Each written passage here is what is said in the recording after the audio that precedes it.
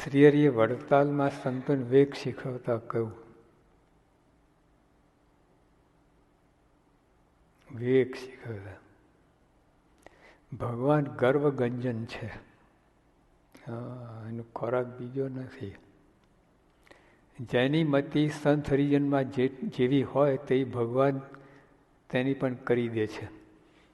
તમે હરિભક્તોમાં સંતોન જેવી મતિ હોય, જે પ્રકારની બુદ્ધિ એમાં હોય, નિર્દોષ બુદ્ધિ હોય તો તમને ભગવાન નિર્દોષ કરી દે.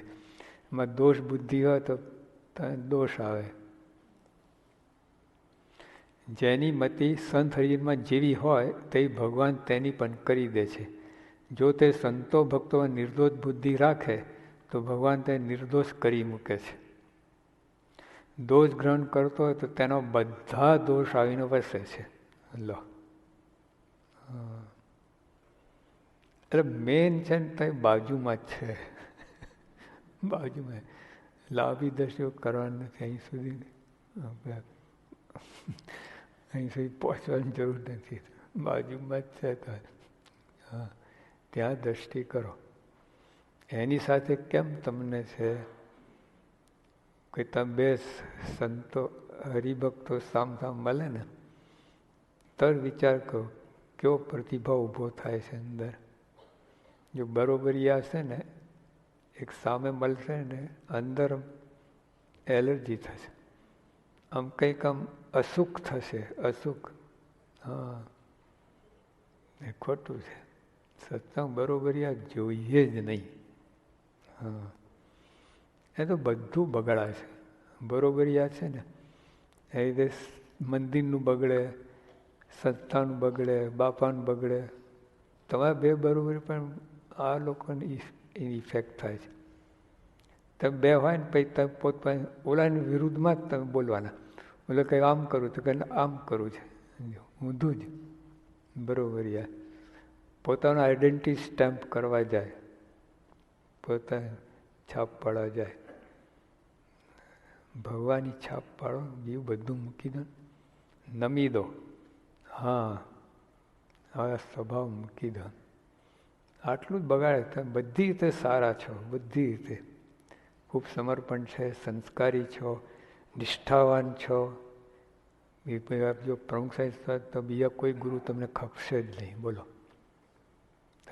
ગમે તો આપણને પ્રમુખ સાહેબમાં જે ચીજ ચોંટી ગયું ને બીજે ક્યાંય નહીં ચોંટે. બધી વાત સાચી છે પણ અહીંયા બગાડે થાય. એક આટલું બધું એ કરી નાખે. આખું ચિત્ર સુંદર પેઇન્ટ કરો તમે, પછી ઓલા બ્રશ લઈને કાળું પેલું આમ કરી નાખો, બ્લેક પેઇન્ટ આમ કરી નાખો. એના જેવું કરી હવે કાંઠે આવીને વાત ડૂબાઈ જેવી વાત છે. આટલું જ સાચવવાનું છે આપણે. હવે આપણે સાચવવું ખૂબ હાઈટ ઉપર પહોંચી ગયા છે. હવે આટલું સાચવવાનું છે. ગોટો ના વળે. એકબીજા ઈર્ષ્યા ના રાખો, એકબીજાને બને નહીં એવું ના રાખો. પોતાથી અધિક માનો એને. સંબંધનો ભાવ રાખો. છૂટકો નહીં તમને. 10 જન્મે છૂટકો નથી આ કર્યો એનો. તો આજે શું કામ ના કરીએ?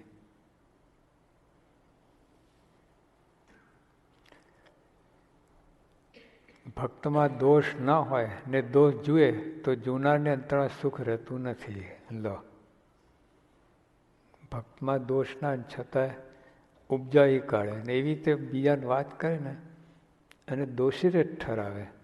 લો, તમારી આંટી બીજામાં નાખે છે. તમને આંટી હોય કોઈને તો તમારી સાથે જે કોઈ કહે બધાને આંટીદાર બનાવી દો તમે. આવું થાય છે. કેટલું બગાડ કરતા ખબર નથી પડતી.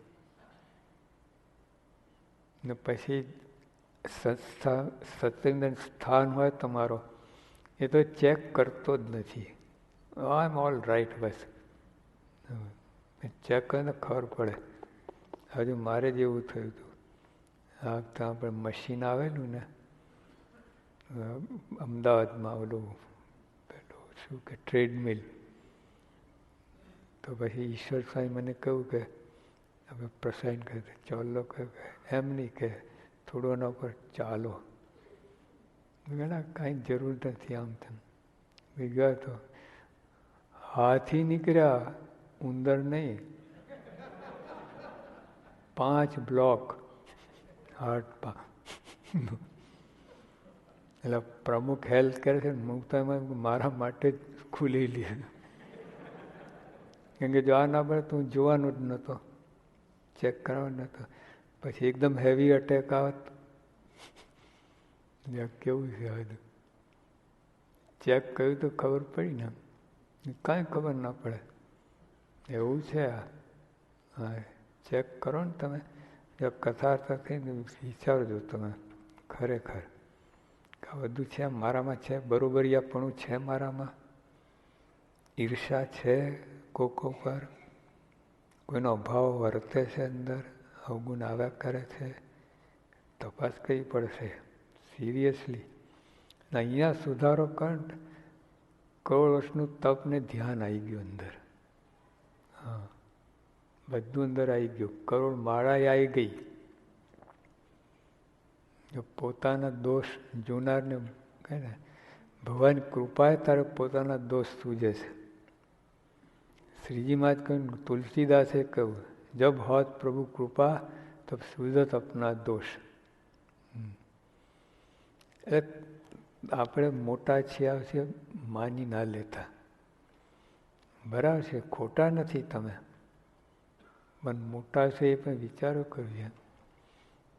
ભગવાનની દ્રષ્ટિમાં તમે કેવા છો? જો ઓલા આપણે જમ્બો જેટ કેટલું મોટું હોય છે, 3 માળ હોય જાય એનું બધું, 400 પેસેન્જર, પણ ઉપર ઉડે તારે તો મોબાઈલ જેટલું સાઈઝ થઈ જાય. ઉપર મોબાઈલ જઈ રહ્યું છે એવું લાગે તમને. એનો અર્થ એમ કે 1 માઇલ દૂર કોઈ હોય માણે તો તમને કેવો લાગે? વહેતીઓ. પણ એની દ્રષ્ટિમાં તમે 6 ફૂટ છો કે આટલા જ છો? બોલો.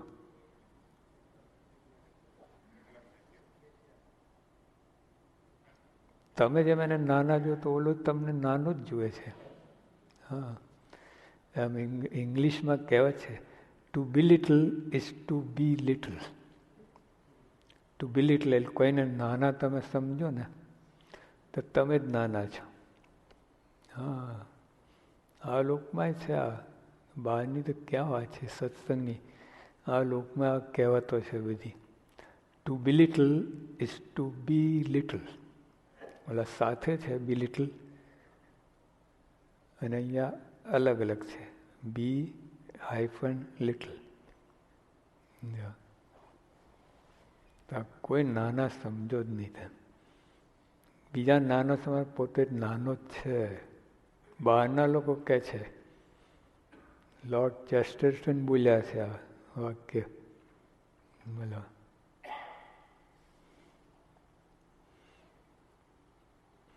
અંતરની વ્યથા કહેવાય નહીં, સહેવાય નહીં એવી થાય છે, પણ એ દંભી ક્યાં છુપાઈ રાખે? અંતે બધું જ જાણે છે.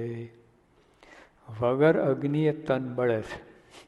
જો શું કે ભક્તમાં દોષ ના હોય ને દોષ જુએ તો જોનારને અંતરમાં સુખ રહેતું નથી. વગર અગ્નિએ તન બળે છે. કેવું કહેવાય? અગ્નિ છે ને તમે બળતા હોય, કેવું કહેવાય? એના જેવું છે. કોકમાં દોષ નથી તો એ દોષ જુએ છે, મારી મચેડીને જુએ છે. નથી તો આમ ભાસ. જો મહારાજ બોલ્યા પ્રથમ અસ્તુરામાં કે બીજામાં દોષ ભાસતો હોય, એનો શું છે નહીં, ભાસતો હોય તમને આમ લાગે છે. એકવાર એક ગામમાં છે ને, ઓલા સાંજે લોકો ફરવા જાય ને તો પીપરો હલ્યો ઉપર, કોઈ પક્ષી ઉપર રહેતો હોય હલ્યો ને, ઓલા કંઈક ભૂત ગામમાં એને વાત કરી. કોઈ તપાસ કંઈ પીપરાનું ભૂત હોય એવું હોય છે એમ. એટલે અંદર જે વાત પ્રસીને કોઈ બાજુ જાય નહીં સાંજે. હવે દિશા બંધ થઈ ગઈ. અને ત્યાં પેલો તમારે નાના હનુમાનજી પધરાયેલા હતા, એને પૂજન માટે બધા જતા, બંધ થઈ ગયો. હનુમાનજી બતારા લુખ્ખા. આ એક શંકામાં કેવી થઈ ગઈ હતી. પછી માંડ કોઈ બીજા પછી બધું ઠેકાણે પાડું પછી ચાલુ થયું. આવું છે. જેમાં કોઈમાં શંકા દોષ હોય નહીં, તમે જુઓ ને એમાં ભૂત છે નહીં તો ભૂત જોયું લો. આવું છે. સંત કહે તેમ કરે તે અપાર સુખ પામે છે. આપણે કહીએ ને સંત અમુક વસ્તુ કહે તો માનીએ, અમુક વસ્તુ કે નહીં. સંત કે બધું જ માનવું જોઈએ, બાદ બાકી નહીં.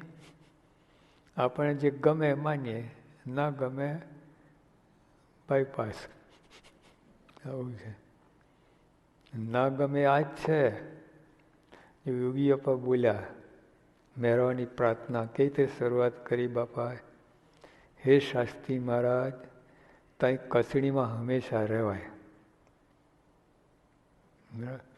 તરત જ કસણીનો અર્થ શું કર્યું જોજો, ફોલોઅપ તરત જ. કે તમારો સંબંધવાળો ગમે તેવો હોય તેને માથાનો મુગટ માનીએ, આ કસણી છે. એટલે ઉપવાસો કઈ કસણી એ તો બધું કરી શકીએ, ભીડો વેઠી શકીએ, રાતનો ઉજાગરા કરી શકીએ, પણ આ બીજામાં નિર્દોષ જોવા ને એ ભારે પડે. એ ખરેખર કસણી સજા જ લાગે તમને કે ભાઈ આમને નિર્દોષ જુઓ, મહા સજા લાગે તમને. લઠ્ઠો છે ને હું નિર્દોષ. આવું થાય. મહારાજ યોગીયા આ બોલ્યા, કસણી આને કઈ છે. હવે સમજદારો ગમે તેવો હોય તો માથામાં કહે, તરત જ ફોલોઅપ છે વાક્યથી. કસણી આ છે. તે તુલસી જાકે મુખન સે ભૂલે નિક્ષામ, એ સાખી બોલ્યા. એ સાખીમાં શું છે બોલો? તુલસી જાકે મુખન સે ભૂલે નિક્ષે રામ, તાકે પક્કે પહેનિયા મેરે તન કી ચામ. ભૂલથી કોઈ રામ નામ લે તેને મારા ચામડાના જોડા બનાવીને પહેરાવો. બાપા કે એટલું ના, બજારમાં લાવીને આપણ તો બસ છે. ના થાય. ખાલી રામ નામ ભૂલથી નીકળે ને આટલો મહિમા. તો જે હરિભક્તો બિચારા આટલું ભોગ આપે, સમર્પણ કરે, રાત દિવસ ભજન કરે, નિષ્ઠાવાન છે, એનો કેટલો મહિમા છે. કેટલી ખોટ ખાઈએ છે આપણે. એક જરાક આંટીમાં તમે કેટલું ખોવો છો. જરાક આંટીમાં કેટલું બધું લોસ જાય છે ખબર નહીં પડતી. સંત કહે તેમ કરે તો અપાર સુખ પામે છે. સંતમાં લોભ દેખે તેની મતિ દૂષિત થઈ જાય છે. પછી સંતના વચન તેને ઝેર સમાન લાગે છે. તેને જે મળે તેના હૃદયમાં પણ તે સંતના દોષ સંભળાવીને અભાવ નાખે છે. આ બધું એ કોઈનો પણ તમે અભાવ આવે ને એટલે નથી અટકતું.